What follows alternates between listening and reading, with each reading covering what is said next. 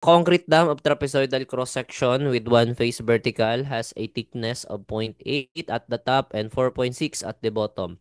It is 8 meters high and has a horizontal base. So the vertical face is subjected to a water pressure, the water standing 7 meters above the base. So the weight of concrete is 24 kilonewtons per cubic meter per meter width of dam.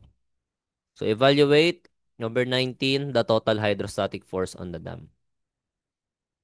So yung lumabas to nung time namin noong November 2023, kung makakalimutan yan, hindi siya situational.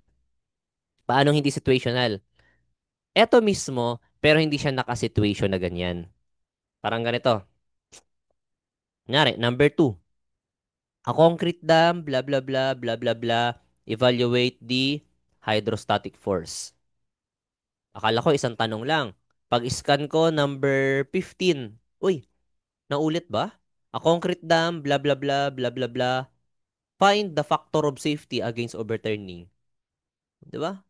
And number, kunyari, 31. A concrete dam, blah, blah, blah, blah, blah, blah. Find the factor of safety against sliding. Yan. So, ganun yun minsan yung mga lumalabas sa boards ngayon. Kala nila sa HPGE, hindi na siya situation, pero situational pa rin siya. Parang winatak-watak lang, di ba? Ewan ko anong trip ni sir, bakit? Hindi niya ginawang situation na lang. Winatak-watak niya pa yung mga problem. So, kagandahan dito, um, try niyong i-scan muna. Kasi sayang eh. Yung na-solve mo dito, gagamitin mo sa mga the same problem lang din doon, di ba? So, kapag kunyari, na-erase mo yung solution mo dito, so sayang, mapapaulit ka. So, try nyo i-double check, no? Kasi ganun yung nangyayari ngayon sa boards na kahit situational siya, nagwatak-watak. So, kaysa mag-solve ka ng panibago, at least yung nagamit mo dito na mga given or mga na-solve mo, magagamit mo sa mga susunod. Yan. So, ganun yung lumabas sa amin. So, in-scan ko muna yun. Uy, situational problem to. Hiniwa-hiwalay lang. So, yung na-solve ko sa una, o di magagamit mo pa rin sa mga susunod. Okay. So, ayun, illustrate muna natin. So, meron tayong trapezoidal dam. So, ang lumalabas lang sa board sa HPGE, ganito lang po kasimple, no? Yung simple lang talaga na trapezoidal dams. Tapos may triangular pa yan na lumalabas, di ba? So, ganitong klaseng dam, no? Yan, ganito po siya.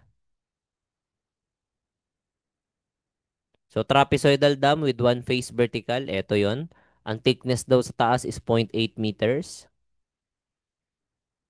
Sa bottom naman, 4.6 meters. And ang taas niya ay 8 meters, no? 8 meters.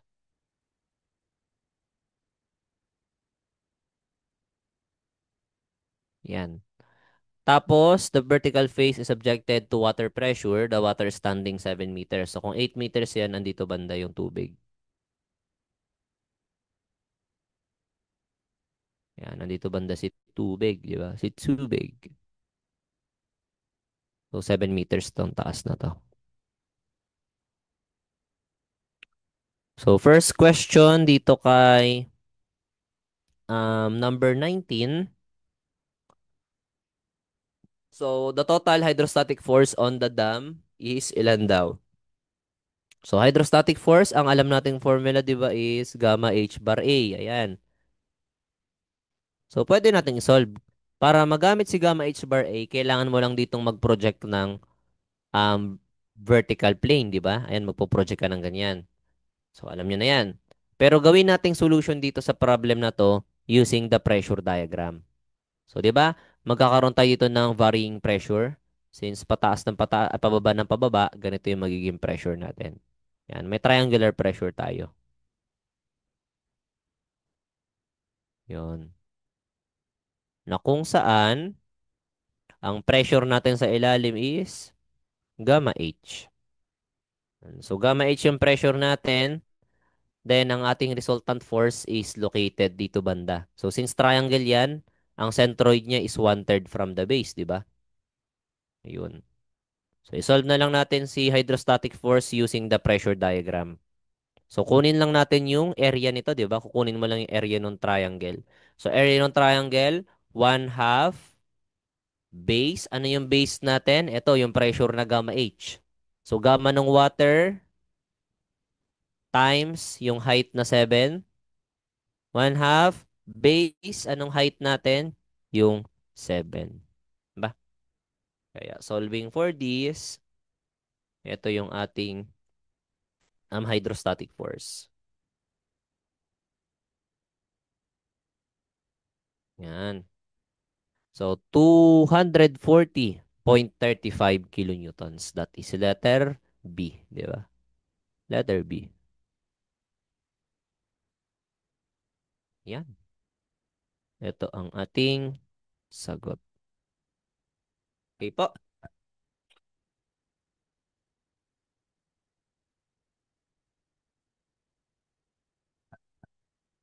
Then for number 20, the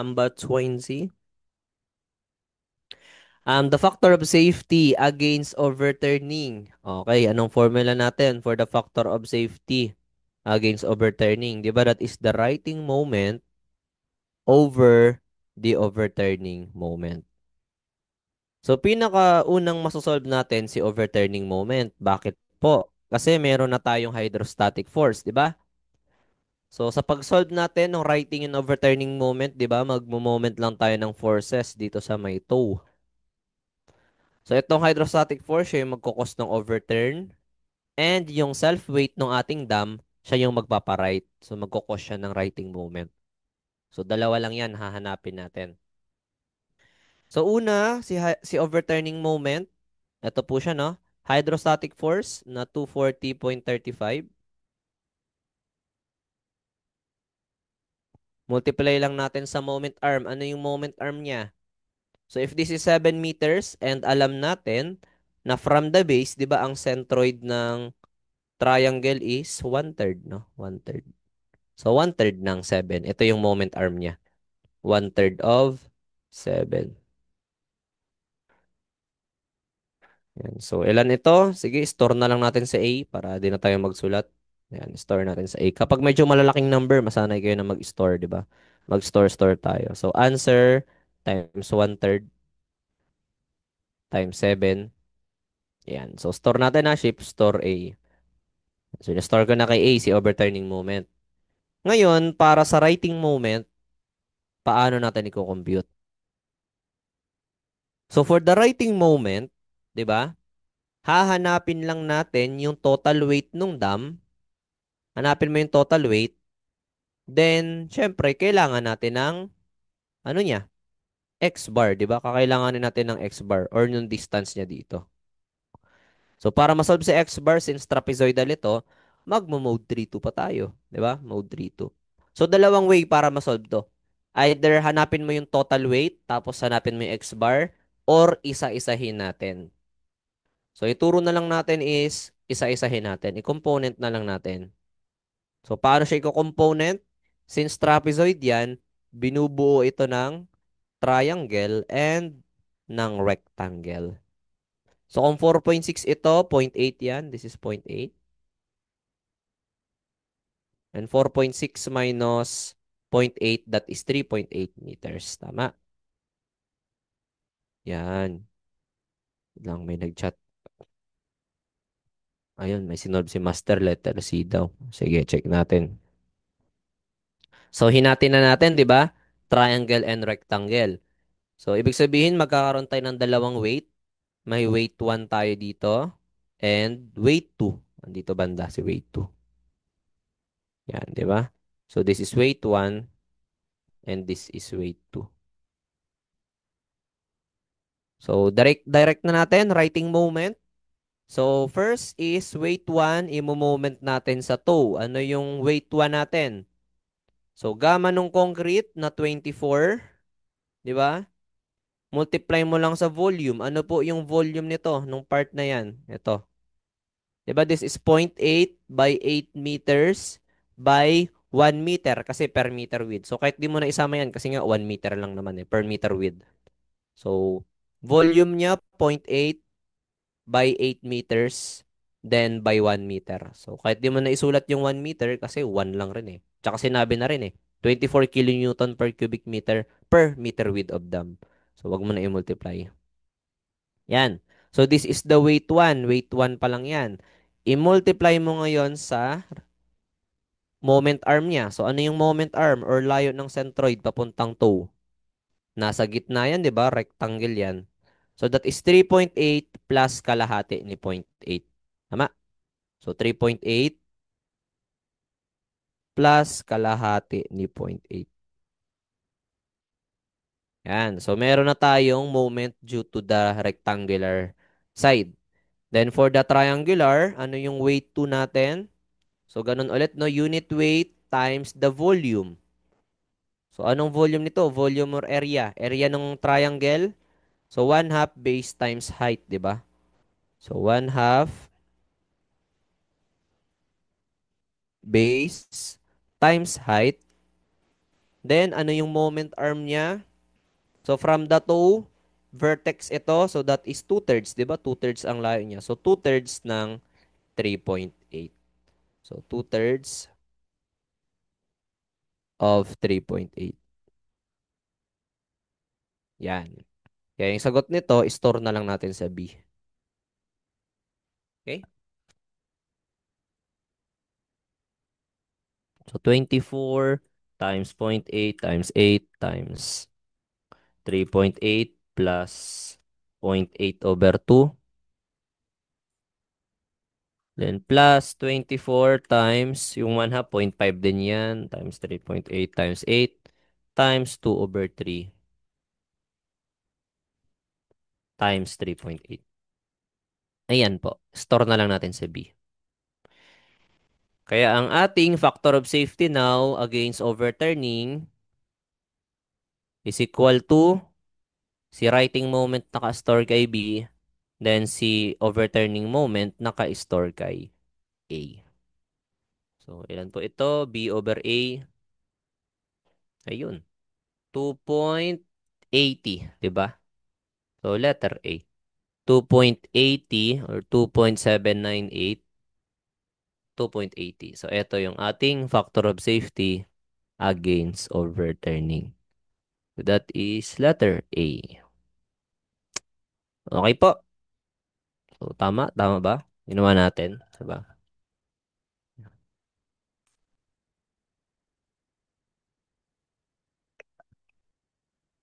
Okay, so question.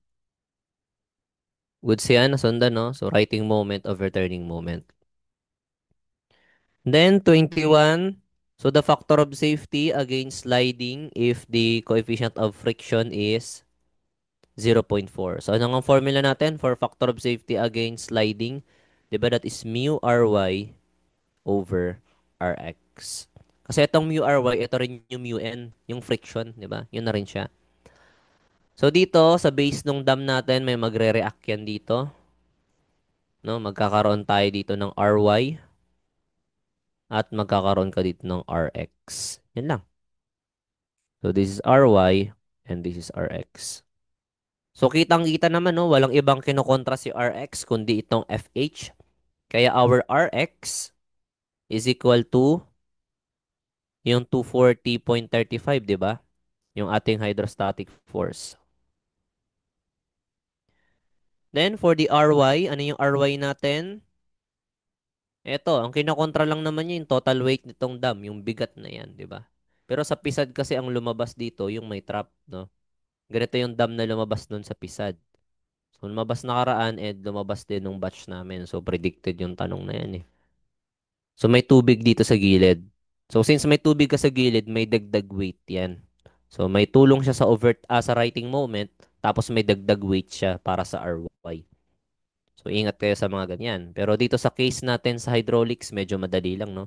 Wala naman siyang ganun. So, total weight natin is equal to RY. So, solve muna natin si total weight. 'Di ba ito yung mga weights? Ito yan, no? Weight yan, no? Weight times moment arm. Weight times moment arm. So, that is 24 times 0.8 times 8 plus 24 times 1/2 times 3.8 times 8. Yan. So, ilan si RY?